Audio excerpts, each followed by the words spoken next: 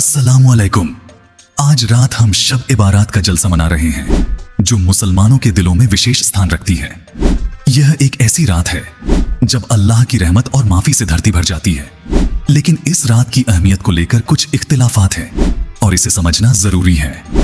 शब ए बारात शाबान की 14वीं या 15वीं रात को होती है। कुछ उलमाओं के अनुसार यह वही रात है जब अल्लाह अगले साल के लिए सबकी तकदीर लिखते हैं। इस रात को अल्लाह अपनी रहमत और माफी से भर देते हैं और जो सच्चे दिल से माफी मांगते हैं उन्हें माफ कर देते हैं। हालांकि सभी उलमाओं का इस रात की अहमियत को लेकर एक मत नहीं है। कुछ का मानना है कि इस रात का विशेष महत्व है, जबकि कुछ का कहना है कि इस रात के बारे में कोई स्पष्ट हदीस नहीं है जो इसे विशेष स्थिति में दिखाए। लेकिन जो सबसे महत्वपूर्ण है वह यह है कि यह रात तौबा करने और अल्लाह से माफी मांगने की रात है, चाहे राहें अलग अलग हों। कुरान में अल्लाह अपने विश्वासियों से कहते हैं कि वह माफी और दया से भरपूर है और तुम्हारा रब माफ करने वाला और दया से भरा हुआ है। कुरान सूरा 39 आयात 53। यह दर्शाता है कि हर रात, खासकर शब ए बारात की रात में, अल्लाह की माफी बहुत बड़ी होती है और जो सच्चे दिल से तौबा करते हैं उन्हें माफ कर दिया जाता है। यह रात सिर्फ अल्लाह से माफी पाने के बारे में नहीं है, बल्कि दूसरों को माफ करने का भी है। हजरत मोहम्मद सल्लल्लाहु अलैहि वसल्लम ने फरमाया, जो किसी को माफ करता है अल्लाह उसे माफ कर देगा। शब ए बारात एक रात है दुआ और प्रार्थना की।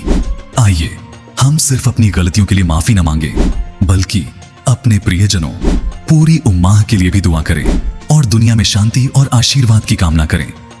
शब-ए बारात का पहला और सबसे महत्वपूर्ण अमल अल्लाह से माफी मांगना है, इस्तिगफार।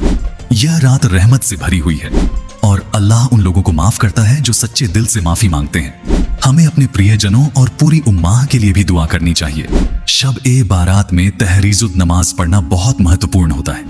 यह रात का वक्त ऐसा होता है जब अल्लाह की रहमत अपने उच्चतम स्तर पर होती है और माना जाता है कि इस समय की गई दुआएं कबूल होती हैं। एक और महत्वपूर्ण अमल यह है कि हम अपने मुर्दों की कब्रों पर जाएं। इस रात में हम उन लोगों की माफी के लिए दुआ करते हैं जो हमारे पास नहीं है। उन्हें सलाम और सलावत भेजना एक फायदेमंद सदका होता है। शब ए बारात में सूरह यासीन का पाठ करना बहुत सिफारिश किया जाता है। कहा जाता है कि इस सूरह को इस पाक रात में पढ़ने से अल्लाह की बरकतें और रहमत मिलती हैं।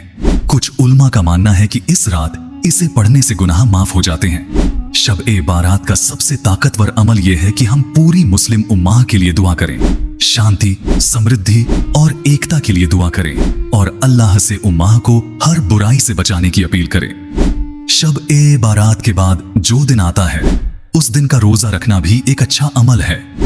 यह दिन शाबान की 15वीं तारीख होती है। इस दिन का रोजा रखना इबादत और तौबा का एक तरीका माना जाता है। इस पाक रात में आइए हम अल्लाह की रहमत और माफी पाने के लिए प्रयास करें, इबादत करें और शांति और प्रेम फैलाएं। अल्लाह हमारी सभी दुआओं को कबूल करे और हमें इस दुनिया और आखिरत में सफलता दे।